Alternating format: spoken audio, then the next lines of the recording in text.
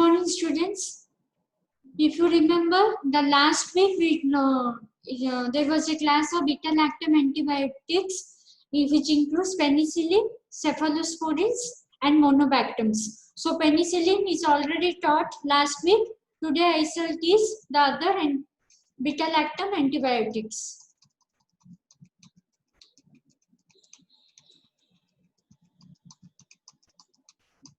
So next is cephalosporins.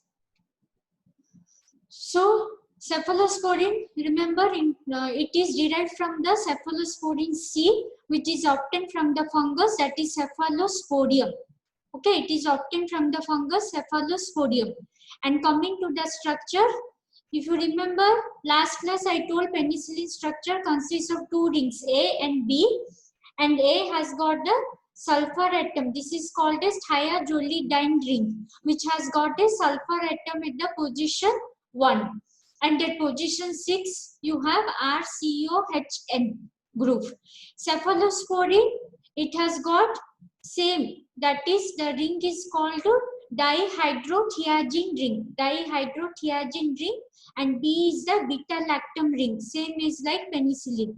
And at position 7, you have got R1COHN.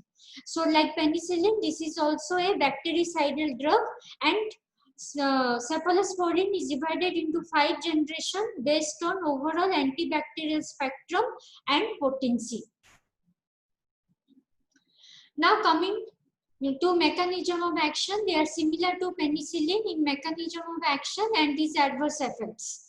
So remember, it is divided into 5 generations cephalosporin, and except for first generation, rest are more resistant to beta-lactamase degradation, and therefore they have got a broader spectrum of activity against gram-negative and anaerobes compared to penicillin. If you remember, penicillin, the antibacterial spectrum is that it is more towards the gram-positive organisms and spirochetes, whereas cephalosporin, except the first generation, all other generations, they have the broader spectrum of activity, that is they are active against gram-negative bacteria and anaerobes compared to penicillin. So coming to mechanism of action, the cephalosporin inhibit the transpeptidation. This is the transpeptidation process. If you remember, I told you last class that this is the every bacterial cell wall.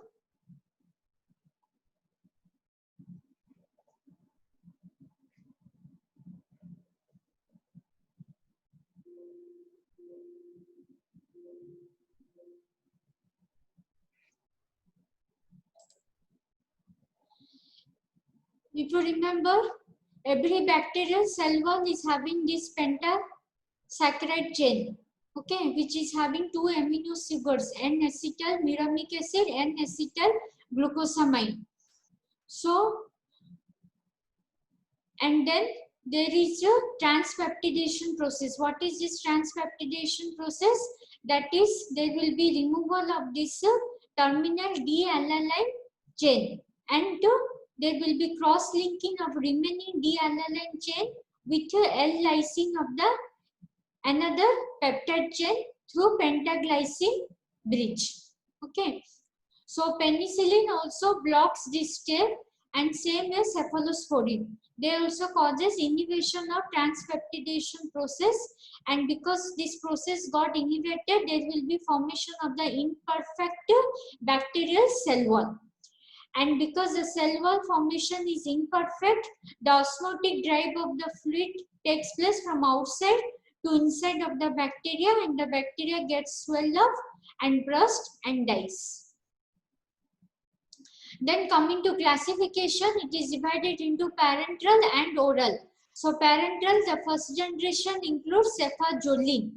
Oral, it includes cephalexin, cefadroxil, and cephadrine. Okay, all classification are divided into parenteral routes and oral routes. The first generation parenteral route includes cefazolin, and oral drugs are cephalexin, cefadroxil, and cephadrine. Coming to second generation, the parenteral group is cefotetan, and cefoxitin. And oral group is cefaclor, cefuroxime, acetyl, and cefprozil. Third generation, the parental group is cefotaxime, ceftriaxone, and cefoperazone. Oral group is cefixime, cefodoxime, and cefdinir. Fourth generation and fifth generation, there are no oral cephalosporins, only parenteral, that is cefazopram and cefpirone. Fifth generation is ceftobiprole and ceftaroline. So you have to remember the drugs which can be in each generation, and the drugs which can be given parenteral route and which can be given by the oral route. At least try to remember 2 drugs in each group. Okay. Then main is each generation you have to remember the antimicrobial spectrum, and they differ in some pharmacokinetics property. So coming to first generation, which includes parenteral drug cefazolin and oral drug is cefalexin and cefadroxil. So coming to pharmacokinetics, all the first generation cephalosporins are generally well absorbed, and none of the drugs will cross the blood-brain barrier. So these drugs cannot be used in meningitis infection, and they are primarily excreted through kidneys. There is a drug that is probenecid. It prolongs the duration of action of the cephalosporins. Why? Because it inhibits the renal tubular secretion of these drugs. So it prolongs the duration of the action of the cephalosporins. And all the first generation cephalosporins are sensitive to beta-lactamase enzyme degradation. Beta-lactamase, if you remember, this is an enzyme which was secreted by the invading bacteria, and then they destroy the beta-lactam ring and form the penicilloic acid. I have taught in my last class. So all the first generation cephalosporins are sensitive to beta-lactamase enzyme degradation. Now coming to antimicrobial spectrum, you have what is the spectrum of the first generation cephalosporin is. See, this is a cycle, or this is the spectrum. You all should remember, they will act more towards the gram-positive cocci. You remember, see, there is alternate positive, negative, positive, negative. You have to just add cocci, bacilli, cocci, and last is anaerobes.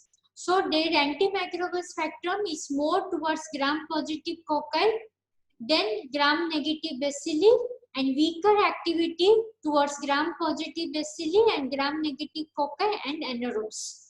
So the drugs will have appreciable activity against gram-positive cocci, which includes streptococci, pneumococci, and methicillin-sensitive staphylococci. Okay, streptococci, pneumococci, and methicillin-sensitive staphylococci, they are the all gram-positive cocci, and mostly first-generation cephalosporins have greater activity against this gram-positive cocci, and moderate activity against the gram-negative bacteria, which includes E. coli, Klebsiella, except Pseudomonas and Salmonella. They will not act against 2 gram-negative organisms, that is Pseudomonas and Salmonella. It will act against E. coli and Klebsiella pneumonia. So uses is treatment of urinary tract infection, cellulitis, which is caused mostly by Staphylococcus, and soft tissue abscess. So compared to all the drugs, cefazolin has better penetration to the tissues. Okay, so remember the antimicrobial spectrum, that is, it is more active towards the gram-positive cocci. And this you can remember this spectrum. First you write positive, negative, alternate, then cocci, bacilli, cocci, and last is anaerobes. So coming to pharmacokinetics, as I told, all the drugs are absorbed orally, and then ciprofloxacin acetyl is a prodrug. Okay, it is an ester prodrug in which the ester will get hydrolyzed during drug passage through intestinal mucosa. And only none of the drug crosses the blood-brain barrier except the ciprofloxacin acetyl, which crosses the blood-brain barrier and achieves the therapeutic concentration in CSF. So except for cefaclor, these drugs are stable to beta-lactamase degradation. All the drugs are stable to beta-lactamase degradation except for cefaclor, and it is excreted unchanged to the urine. So all the drugs, when you give in some renal insufficiency patients, the dose has to be reduced. Now come to second generation antimicrobial spectrum. See, was the first generation. Positive, negative, cocci, bacilli, cocci. These are the first generation antimicrobial spectrum. So what happens in second generation? All negatives will come first. Okay, that is gram negative bacilli, gram negative cocci, including the anaerobes. So the second generation cephalosporin, they have extended gram negative coverage and anaerobes. Okay, and weaker activity towards positive cocci and positive bacilli, whereas first generation was having greater activity against gram positive cocci. Second generation will have weaker activity against the gram positive. They have more activity or extended activity against the gram negative cocci, gram negative bacilli, including the anaerobes. Okay, so they have extended gram negative coverage, including some anaerobes, and so they are mostly useful for some anaerobic infections like peritonitis, diverticulitis, and some gynecological infections. Okay, so if you remember the first generation, you can very well remember the second generation. Only you have to get the negative to one side. Okay, but the use of the second generation towards the gram negative infections have been declined because there is better availability of penicillin with beta lactamase inhibitor combination. And secondly, mostly for the gram negative organism, we are preferring the third and the fourth generation cephalosporins compared to the second generation. Now coming to third generation pharmacokinetics, all these drugs will reach adequate level in CSF. Okay, so third generation cephalosporins all can easily cross the blood-brain barrier and they can go further. They go and they maintain their therapeutic level in cerebrospinal fluid. So ceftriaxone is having the longest half-life in third generation cephalosporin, that is about 7 to 8 hours, and they have got high protein binding. And so the drug can be given once daily because they are having the long half-life and high protein bound. Cefotaxime is one cephalosporin in this group which is metabolized to its active metabolite, that is des-acetyl cefotaxime. And the other drug, that is cefoperazone and ceftriaxone, are excreted in bile. Rest all cephalosporins of third generation, they are excreted through kidney except cefoperazone and ceftriaxone because they are excreted in bile. So there is no need of drug, or there is no need of adjusting the drug doses in renal failure patients because these two drugs are excreted in bile. All are highly resistant to beta lactamase produced by the gram negative. Okay, so this generation they are resistant to beta lactamase which is produced by the gram negative bacteria, and there is one drug, that is ceftriaxone, which is having the longest half-life compared to other cephalosporins, that is 7 to 8 hours. And cefoperazone and ceftriaxone both are excreted in bile, not in kidney. So they doesn't need any dose adjustment in renal failure patients. Now coming to antimicrobial spectrum of the third generation. See, this was the second generation.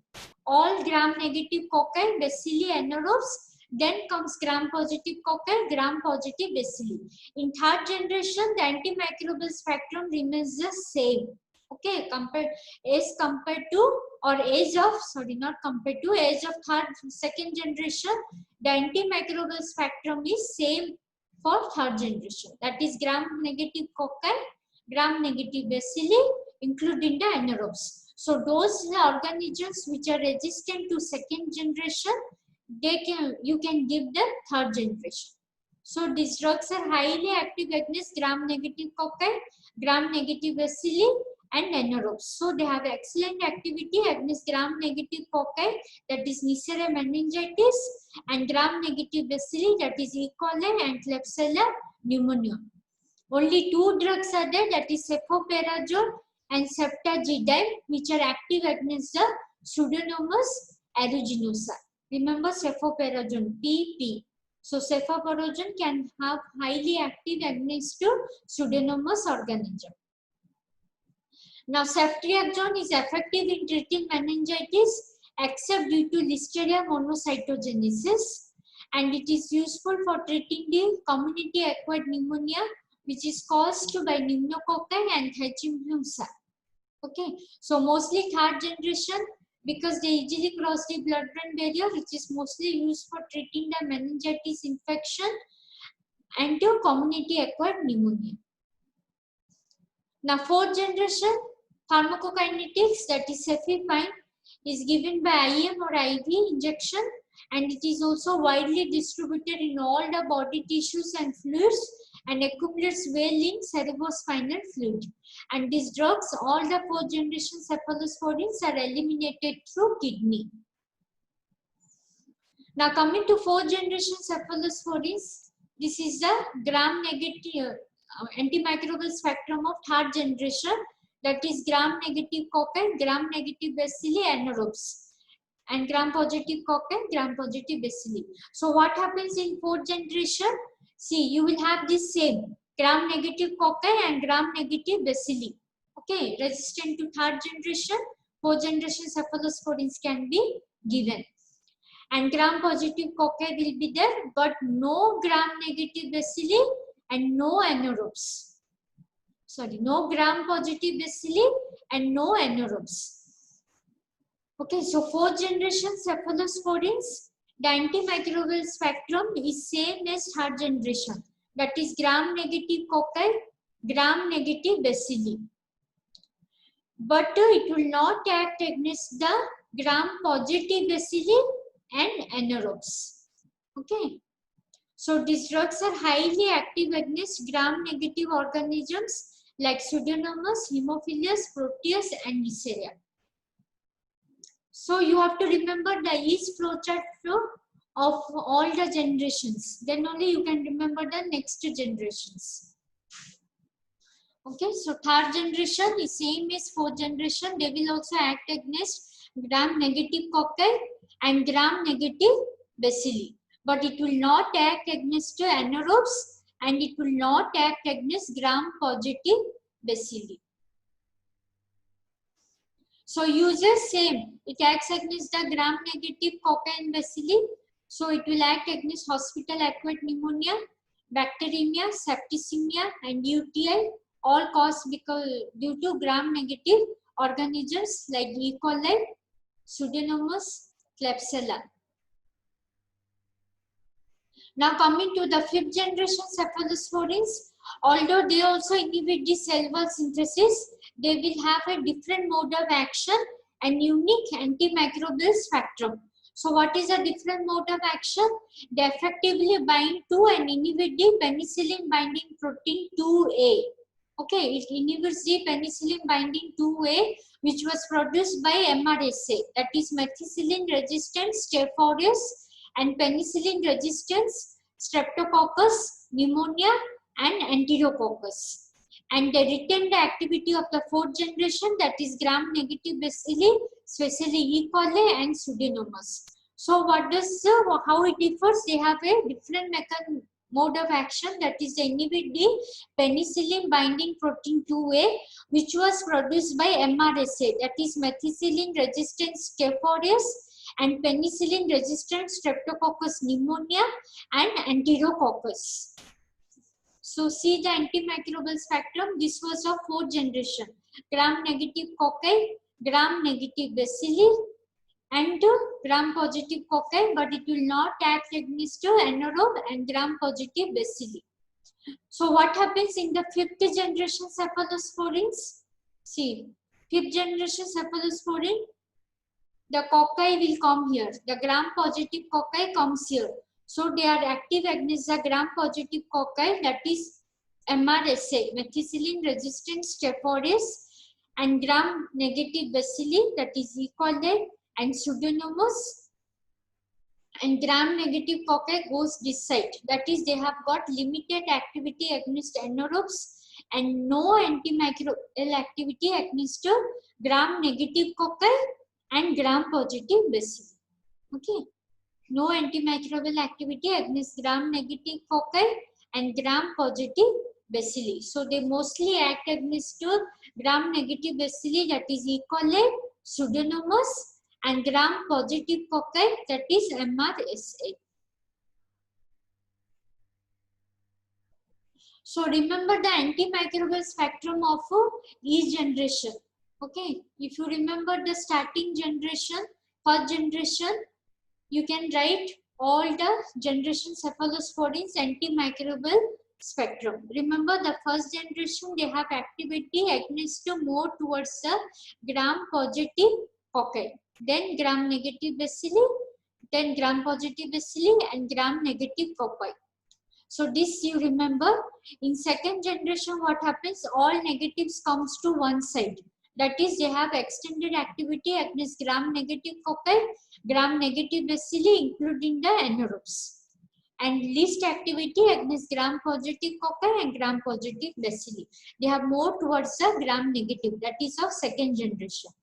Now coming to third generation, it is same as second generation. Okay, that is gram-negative cocci, gram-negative bacilli, and anaerobes, and least activity towards the positive. That can be cocci and bacilli. Now coming to fourth generation, what is the change?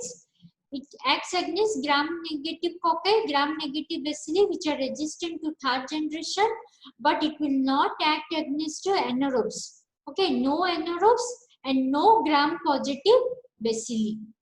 Weaker activity against gram-positive cocci. No action against anaerobes and no gram-positive bacilli. That is in fourth generation. Now the fifth generation is, in the fifth generation, mostly they will act as, see, this is a fourth generation. So you get gram-positive cocci here. So they will mostly act against the gram-positive cocci, that is MRSA, methicillin resistant Staph aureus, and gram-negative bacilli, that is E. coli and Pseudomonas. Okay, it will not act on against gram-negative cocci and gram-positive bacilli. So remember that each generation cephalosporin, this antimicrobial spectrum.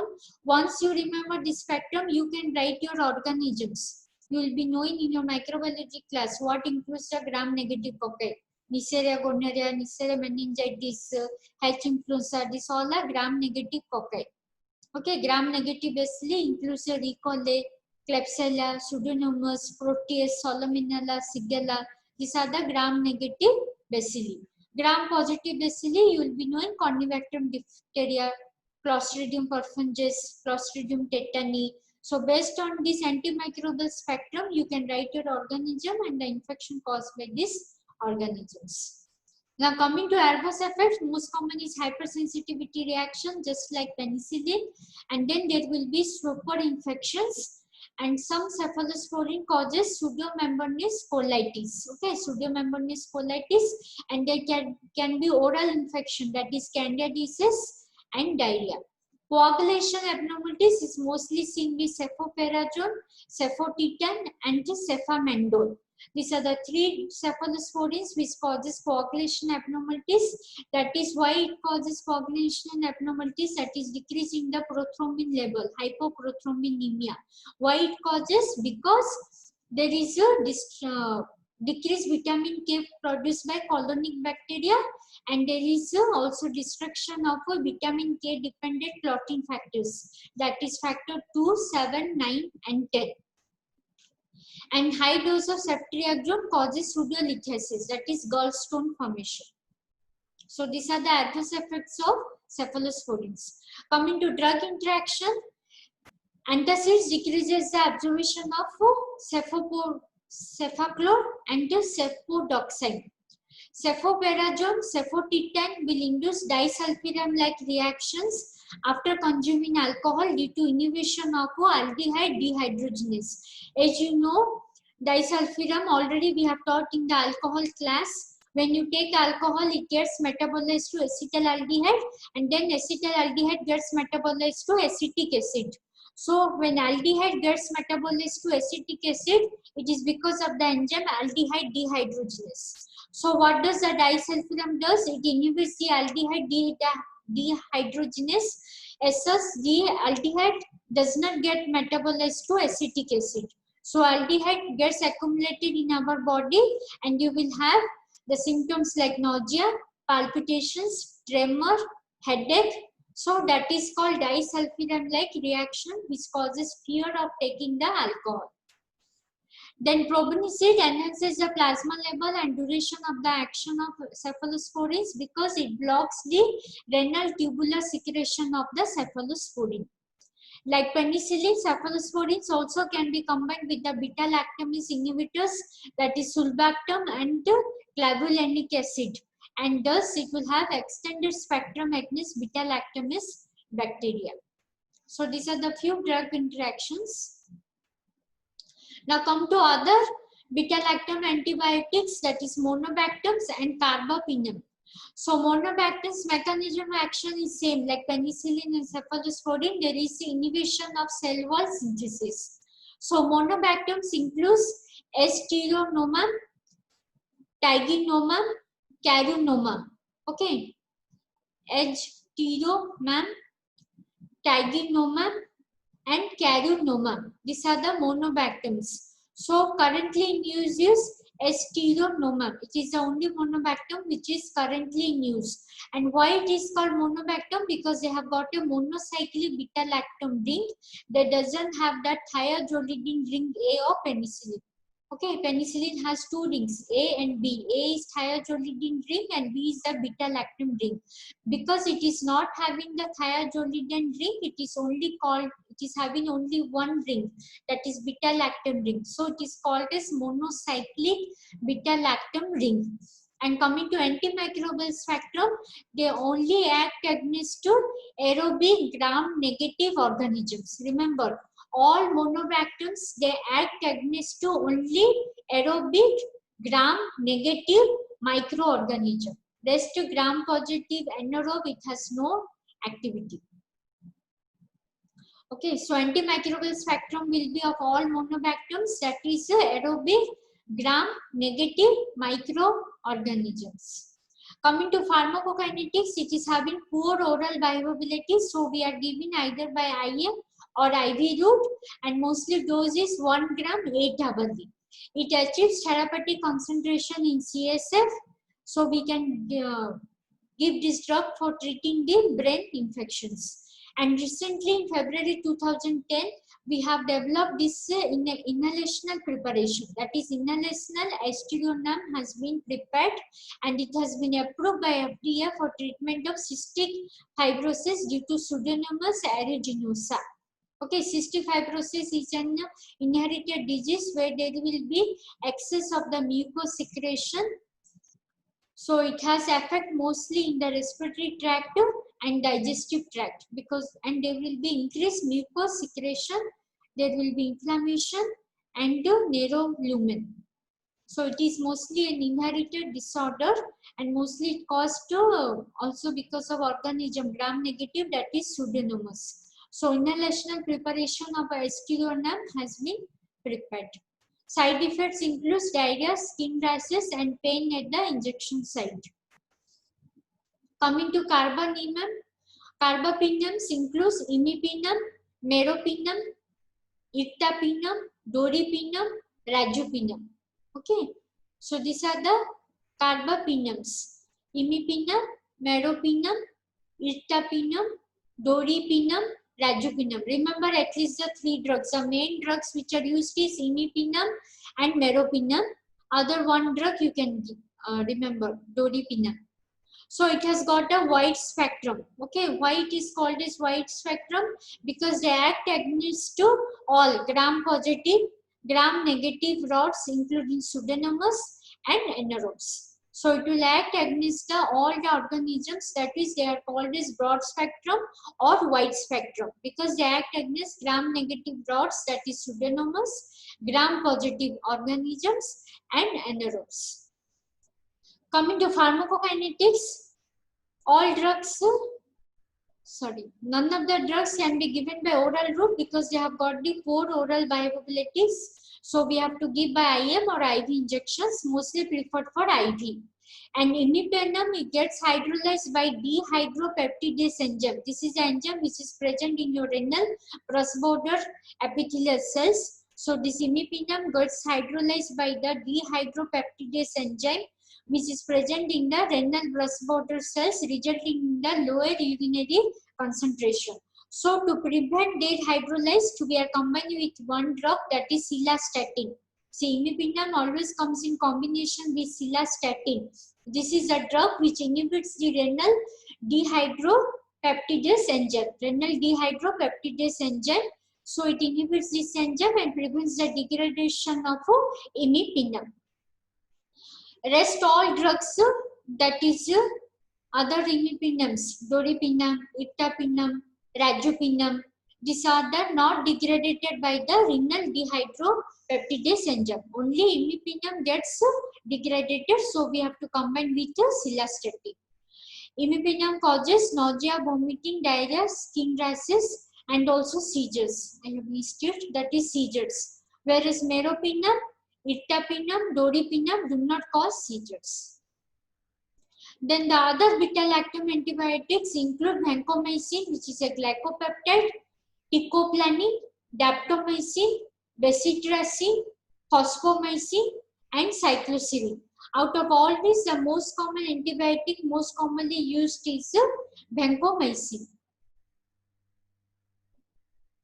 So what is vancomycin? It is obtained from Streptococcus orientalalis. Okay, it is obtained from Streptococcus orientalalis, and it inhibits only gram-positive bacterial cell wall. Okay, vancomycin has no activity against gram-negative. It will act only against gram-positive. Why so? Because see, this is the structure of the gram-negative. They have got a outer membrane and cytoplasmic membrane. And this vancomycin is a large molecular weight molecule. They cannot transverse to this outer membrane of the gram-negative. Okay, they cannot transverse this outer membrane of the gram-negative, so they will not act against gram-negative. That is, they act only against the gram-positive. And what is the mechanism of the action? They inhibit the gram-positive bacterial cell wall synthesis. How? By complexing with D-alanine portion of the terminal end of the penta or peptidoglycan peptide. See, this is a peptidoglycan peptide. This is a terminal end, that is D-alanine portion. So this vancomycin will inhibit the bacterial cell wall synthesis of gram-positive bacteria only by complexing with D-alanine portion of the terminal end of this peptidoglycan peptide. And thus it inhibits elongation and cross-linking of the peptidoglycan, and cell wall becomes weak and susceptible for lysis. So it combines with this terminal end of the beta-alanine portion, and then it inhibits the gram-positive bacterial cell wall synthesis, and cross-linking and elongation of the peptidoglycan is prevented, and cell wall becomes weak and susceptible for lysis. Okay, as I told, vancomycin is a large molecular weight. It cannot transverse the outer membrane of the gram-negative bacteria, and then so it will act only against gram-positive. So that can be both aerobic and anaerobic. So Streptococcus, mostly MRSA, methicillin-resistant Staph aureus, Enterococcus, Corynebacterium diphtheria, Clostridium tetani, it will act against all gram-positive. So uses mostly used for endocarditis infection, pseudomembranous colitis, which is caused by Staphylococcus, and infection caused by MRSA. Coming to pharmacokinetics, it is poorly absorbed by GIT tract, so mostly given by IV route, that is 500 milligram IV, and adverse effect is it is causes red neck syndrome.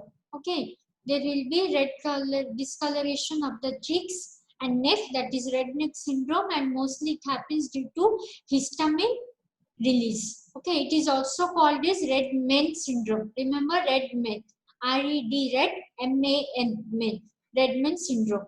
The minor side effects include ototoxicity, nephrotoxicity, skin rashes, eosinophilia, chills, and fever. Thank you.